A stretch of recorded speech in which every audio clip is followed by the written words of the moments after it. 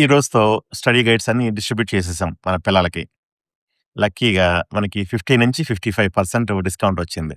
అంతా మన ప్రిన్సిపాల్ మూర్తి గారి వలన. ప్రిన్సిపాల్ గారు పబ్లిషర్స్‌తో మాట్లాడి లిటరల్‌గా అడుక్కున్నాం.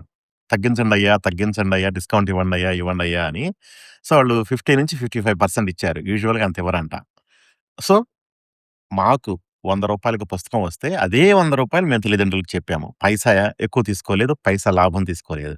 పైగా ట్రాన్స్‌పోర్టేషను విజయవాడ నుంచి, హైదరాబాద్ నుంచి వచ్చిన ట్రాన్స్‌పోర్టేషన్ ఖర్చులు కూడా మేమే భరాయించి, ట్రాన్స్‌పోర్టేషన్ ఖర్చులు కూడా తల్లిదండ్రులకి ఎటువంటి అదనపు భారం వేయకుండా, ఓన్లీ ఆ బుక్‌కి ఎంతైతే అయిందో అదే తీసుకున్నాం.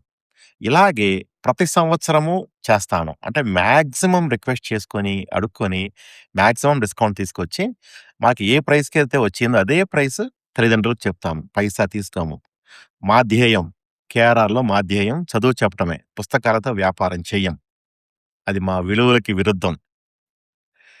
కుదిరితే వచ్చే సంవత్సరం మా ప్రిన్సిపాల్ గారు 60% డిస్కౌంట్‌కి ట్రై చేస్తారు. ఎంతొస్తే అంత. అది మీకే ఇచ్చేస్తాం. మేము తీసుకోం. ముఖ్యంగా గత 4, 5 రోజుల నుంచి మా ఆఫీస్‌లో స్టాఫు ఒక ఐదుగురు, ఆరుగురు దీని మీదే టైమంతా స్పెండ్ చేయటం వలన ఈజీగా చేయగలిగాము. దాంతో పాటు కొన్ని ఇబ్బందులు గూడా వచ్చాయి. ఫోన్‌పే‌లు ఆగిపోయినియి, బ్యాంక్ ట్రాన్సాక్షన్‌లు ఆగిపోయినియి. టూ మెనీ ట్రాన్సాక్షన్స్ వలన. బట్ ఏదో విధంగా మనీ పే చేశారు. మనం పిల్లలకి కూడా ఇచ్చేసేసాము. సో, మళ్ళీ చెప్పేదేంటంటే, ప్రతి సంవత్సరము పబ్లిషర్స్ మాకు ఏ ప్రైస్‌కైతే ఇచ్చారో రూ. 100కి ఇస్తే రూ. 100 తీసుకుంటాము. ట్రాన్స్‌పోర్టేషన్ ఖర్చులు కూడా మీ మీద వేయము. కేఆర్ఆర్‌లో చదువొక్కటే ప్రాముఖ్యంగా చెప్తాము. విద్యతో వ్యాపారం చేయము. పుస్తకాలతో అసలు వ్యాపారం చేయం. అది మా విలువలకి విరుద్ధం.